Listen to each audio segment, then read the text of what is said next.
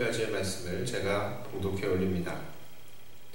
아하시아의 어머니 아달랴가 그의 아들이 죽은 것을 보고 일어나 왕의 자손을 모두 멸절하였으나 요람 왕의 딸 아하시아의 누이 여호세바가 아하시아의 아들 요아스를 왕자들이 죽임을 당하는 중에서 빼내어 그와 그의 유모를 침실에 숨겨 아달랴를 피하여 죽임을 당하지 아니하게 한지라. 요아스가 그와 함께 여호와의 성전에 6년을 숨어있는 동안에 아달랴가 나라를 다스렸더라. 아멘. 열왕기하 11장은 아하시아의 사망 소식을 들은 아달랴가 유다의 왕위를 찬탈하는 것과 또 요아스가 어떻게 왕위에 오르는지에 대해 내용을 담고 있습니다. 우리는 이 아달랴의 행동을 보면서 우리의 눈을 의심하지 않을 수가 없습니다. 왜 그렇습니까? 아들의 사망 소식을 듣자 이 아달랴는 모든 왕의 자손들을 멸절시켜버렸기 때문입니다. 대체 왜 그랬을까요? 이것은 보통 정상적인 사람들의 사고로는 이해할 수 없는 행동인 것입니다. 자, 아달랴, 그녀는 누구입니까? 그녀는 바로 북이스라엘의 그 악했던 왕 아합과 이세벨의 딸이었습니다. 그녀는 어렸을 때부터 부모님들의 악행을 눈으로 가까이 다 보고 자랐을 것입니다. 그래서 그런지 그녀는 그 악한 영향력을 너무나도 잘 끼쳤습니다. 그 대표적인 예가 바로 남편 여로보암의 왕위 즉위 이후의 사건입니다. 역대하 21장 4절에서는 이렇게 말합니다. 여호람이 그의 아버지의 왕국을 다스리게 되어 세력을 얻은 후에 그의 모든 아우들과 이스라엘 방백들 중 몇 사람을 칼로 죽였더라. 아달랴의 남편 여호람 왕은 왕위에 오른 이후에 그 아우들, 동생들과 신하들을 죽였다고 합니다. 아니, 어쩌면 이런 일이 일어날 수 있을까요? 그런데 이 말씀의 바로 다음 구절에 이 성경에서는 다음과 같은 실마리를 얘기합니다. 6절의 말씀입니다. 그가 이스라엘의 왕들의 길로 행하여 아합의 집과 같이 하였으니 이는 아합의 딸이 그의 아내가 되었음이라. 그가 여호와 보시기에 악을 행하였으나. 자, 그렇습니다. 그녀는 남편을 좌지우지할 수 있는 중요한 위치에 있었던 것입니다. 그래서 그가 여호람의 아내가 되었기 때문에 여호람 왕은 유다의 왕이지만 비록 바로 아합의 집과 같은 길을 걸었다라고 하는 것입니다. 아달랴는 그의 남편이 그렇게 잔인하게 행동하며 악행을 행하는 데 있어서 아내로서 크게 악한 영향력을 끼쳤다라는 것입니다. 그런 그녀의 악함에 대해서 하나님께서는 사인을 안 주신 것도 아닙니다. 그녀와 그녀의 남편의 이 천년 만년 이 왕위를 차지하고 싶어서 동생들 다 죽이고 신하들을 다 죽였는데 정작 아달랴의 남편 왕위에서 8년밖에는 재위하지 못했었습니다. 게다가 그의 아들 아하시아는 2년밖에 통치하지 못했습니다. 게다가 그 아하시아의 형제들 중에 이 42명이나 되는 이 형제들이 예후에게 죽었습니다. 이들 중에 아달랴가 직접 낳은 아들도 있었겠죠. 그렇게 여러 차례 하나님께서는 아달랴를 치셨습니다. 그러나 그녀는 전혀 요동을 하지가 않는 거예요. 그나저나 그녀는 왜 그렇게 남편의 형제들과 신하들을 죽게 하고 또한 아들의 죽음 이후에 이 왕가의 자손들을 다 죽게 했을까요?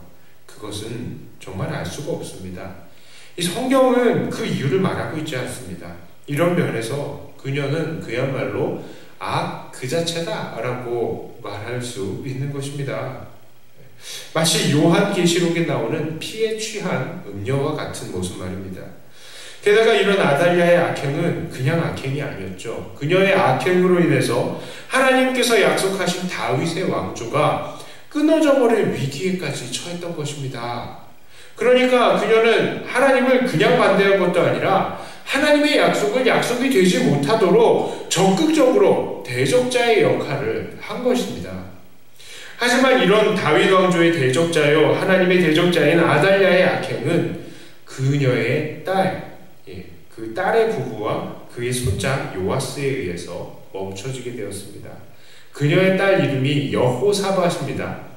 그녀는 아하시아의 자녀들과 왕의 자손들이 다 죽을 때에 그녀의 조카 젖먹이 요아스를 몰래 빼돌렸습니다. 그리고 제사장 여호야다는 그 요아스를 몰래 키워서 왕위에 등극시킵니다. 역대하 22장 1절을 보면 이 아달랴의 딸 여호사밧과 제사장 여호야다는 부부라고 이야기합니다. 그러니 이 여호사밧은 감사하게도 어머니의 악행을 물려받지 않고 오히려 하나님의 백성으로서 충성을 다하는 삶을 살았던 것입니다. 오늘 이 본문을 통해서 우리가 교훈받을 수 있는 내용은 무엇입니까? 그것은 바로 하나님께서는 그의 택하신 왕들을 지키신다는 것입니다. 하나님께서는 아달랴의 손길에서 요아스를 살려내시고 다윗의 후손이 이어지게 하셨습니다. 그것을 통해서 다윗의 왕조가 끊이지 않게 하시겠다는 하나님의 약속을 이어가신 것입니다. 그런데 이 말씀이 오늘날 우리들에게는 왜 의미가 있습니까? 그렇습니다. 오늘날 우리도 예수님의 계보를 잇는 하나님의 택하신 왕들, 이 땅에서 왕노릇하는 하나님의 왕과 같은 제사장들이기 때문입니다. 그러므로 우리 하나님께서는 오늘 우리도 이 땅에서 바로 아달랴와 같은 음녀와 세상의 세력으로부터 우리를 지키시고 보호하신다는 것입니다.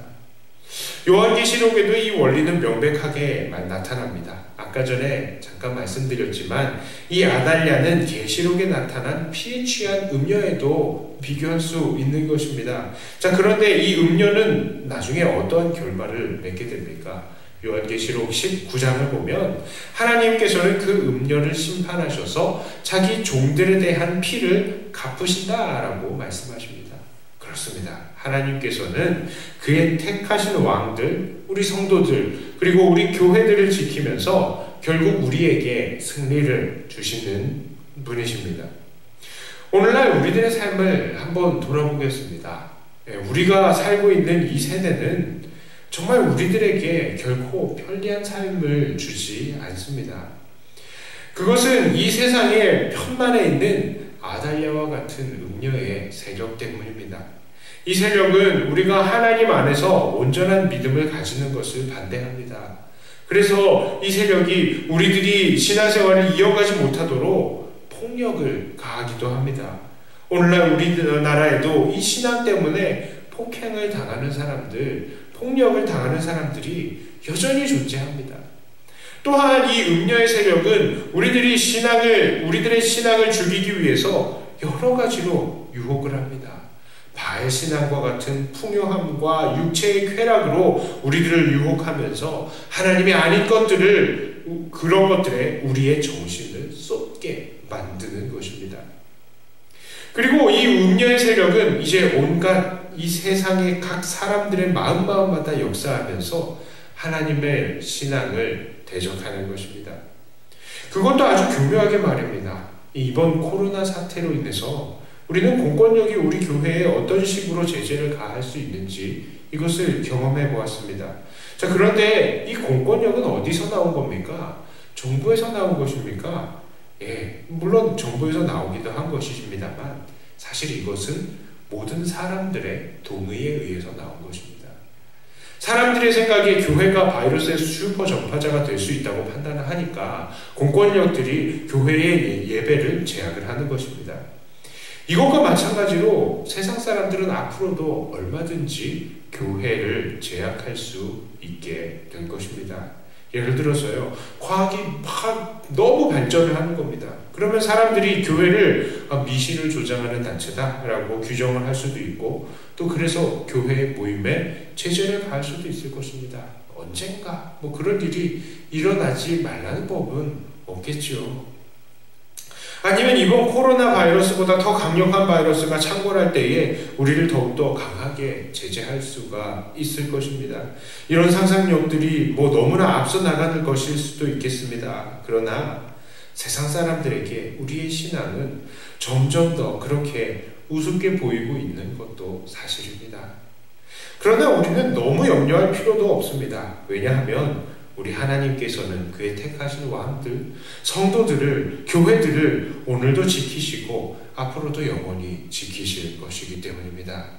세상은 그 모양과 형태를 달리하면서 교회를 핍박하고 이 땅에서 하나님의 권세로 왕노릇하는 우리들을 죽이려고 할 것이지만 그래도 하나님께서는 여전히 우리를 지켜 보호하시는 것입니다. 천국에 가는 그 순간까지 말입니다. 이제 말씀을 마치겠습니다. 오늘 우리는 음녀의 화신인 이 아달랴의 소나기에서 요아스를 지켜내시는 하나님의 이 손길을 통해서 우리들은 이 땅에서 왕노릇하는 하나님의 택한 백성인 교회를 지키시는 하나님의 그 약속을 다시 한번 생각해 보았습니다. 이 세상은 점점 더 타락해가고 점점 더 우리가 이해할 수 없는 핍박으로 우리를 핍박할 것입니다. 정말 이 세상이 정말 우리는 이 고립이 되는 그런 시대 속에서 살게 될 것입니다. 그러나 오늘 우리들을 지키시기로 약속한 이 하나님의 약속을 믿으며 오늘도 이 세상을 묵묵히 싸워 이겨나가시기를 바랍니다. 오늘 우리는 힘이 들더라도 하나님의 약속은 변하지 않습니다. 이 약속 붙들고 이 험한 세상을 이겨내시는 사랑하는 백도교회 성도님들 다 되시기를 주님의 이름으로 축복합니다. 기도합니다. 하나님 아버지, 죄악 세상을 심판하시는 하나님의 약속을 생각해 봅니다. 아달랴를 물리치신 하나님의 그 약속, 그 말씀하신 것처럼 또 앞으로 우리를 이겨 건져 주시고 이 죄악 세상을 심판하시겠다는 이 하나님의 그 약속을 우리가 또 믿으며 오늘 우리가 당하는 이 세상의 이 대적들을 우리가 넉넉히 이겨나가는 우리들이 되게 해주시옵소서.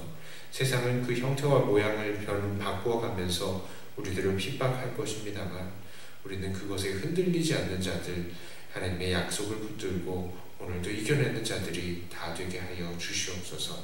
예수님 이름으로 기도드리옵나이다. 아멘.